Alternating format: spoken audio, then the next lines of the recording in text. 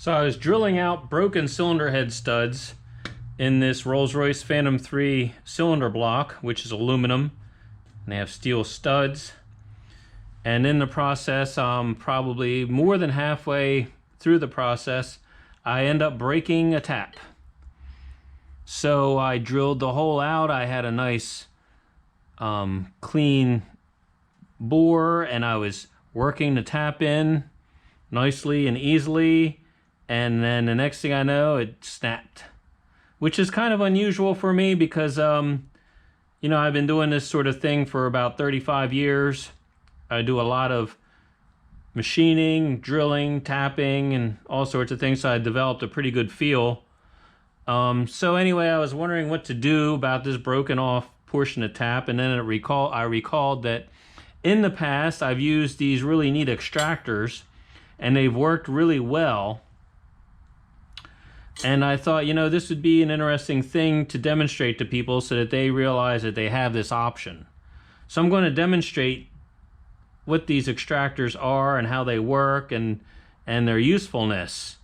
So I was fortunate that when the tap broke, it left a little spike sticking up a little bit above the surface.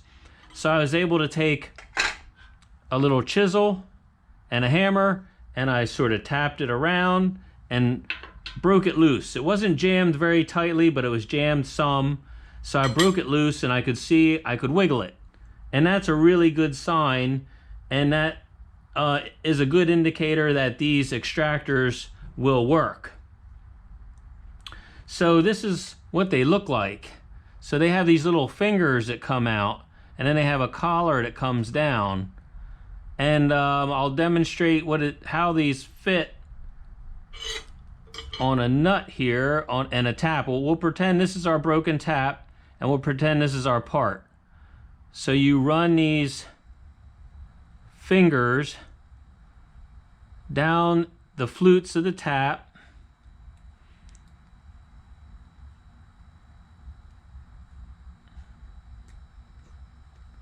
like this.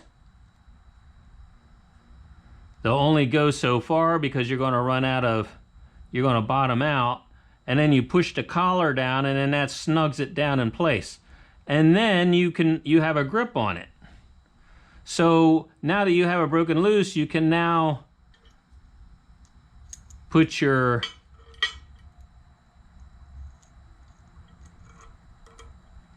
tap wrench on, you wiggle and you wiggle and you play around with it for a while, and you spray some lubricant, WD-40 or something down in there. If it's aluminum, I think WD-40 probably works about the best. And you just keep wiggling it, and then eventually, hopefully, you'll be able to rotate the broken portion out. So this was the broken portion that I had taken out, and so what I had done was I did the video backwards, you'll probably notice, and so you could get a better idea. Now, one thing I'm going to show is I wanted to get this done, and this is a 3-pronged extractor, and this is a 4-fluted tap that I extracted.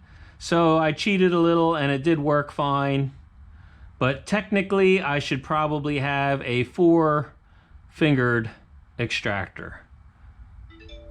So I'm looking at the name on here. These are made by a company called the Walton Company, and it says Hartford, Connecticut. I got these fingers, it says on here, from MSC, and there's the part numbers. You're going to need extra fingers, so just be ready for that. And they're numbered on here, the sizes. This is a number 6.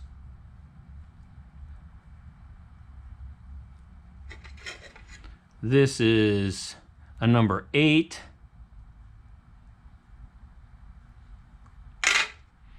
And the one I had to use was, let's see, I think a number 12.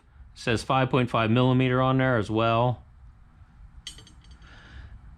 And then the one I demonstrated with is a number 10, intended for 3/16, which is what this tap actually is. So anyway, I wanted to demonstrate that because I don't know if there's a whole lot of information out there on these and their usefulness. So now bear in mind, you're putting, if it's really jammed in there tightly, you're putting an awful lot of strain on these 3 or 4 fingers. So again, it needs to be somewhat loose in there. There are times I've had it in there somewhat jammed and I was able to use these extractors and it worked. But just remember, if it's jammed in there really tight, then you're going to probably have to look for another alternative. And probably that other alternative is EDM. And with a tap, you can burn out the middle, and then the cutting sides will sort of come in, and then you can draw those out with a pair of tweezers. So anyway, now I'll demonstrate how I did it with this broken off tap in a work situation, and you'll see how effective it is.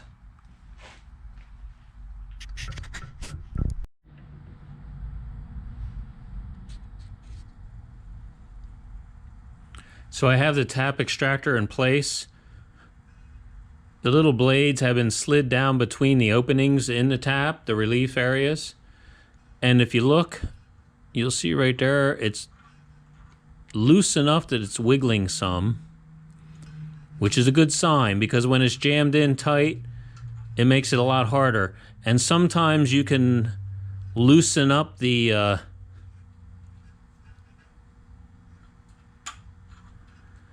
you can unjam the tap by tapping on it with a punch, you know, going around with a punch and a hammer. So I'm going to spray a little bit of WD-40 just to help ease things a little bit. So I'm hopeful at this point, but you know, again, it's it's a tough situation to be in. You don't want to be in it. So I'm just going to work it back and forth, get that lubricant down in there.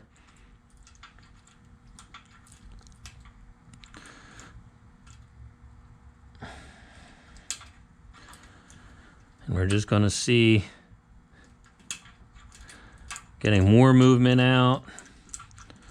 I'll refresh the WD-40.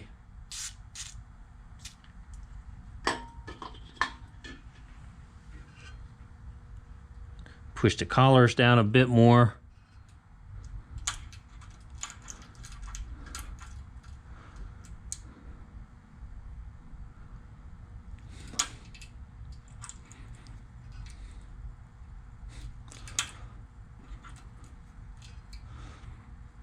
And we just keep gently working. I see something that wants to come up out of the way there. It looks like it's a portion of thread from the stud that I was drilling out.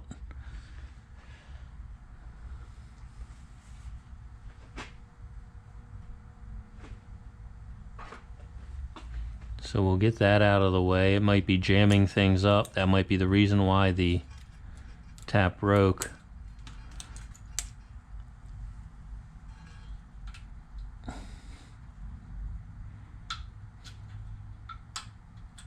There it comes, I think.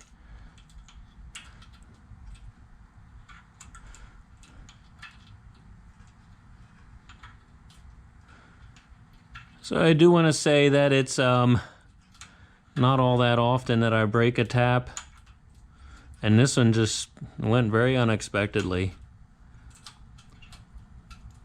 But it does happen every now and then. I have a lot of holes that I'm drilling and tapping, and so there's the broken portion, and it's stuck in the fingers. And you'll notice that I'm using a 3-fingered prong, and this is actually a 4-fluted tap. I'm doing that because I'm in a pinch and I wanted to keep this process moving along. I don't really recommend doing it. If you can, you probably want to get 4-prong ones and 3-prong ones. This is specifically a 3-prong one, so you have 1, 2, 3. So, but anyway, there it is, and luckily, I'm going to say, I really got lucky getting this out. and now I can keep moving along on the project here. So I didn't want to move my drill out of the way, because if there was a situation where I had to do more drilling or something, then it would have been here ready, because it's all centered up nicely on the hole. So there you have it. There's the workings of a tap extractor.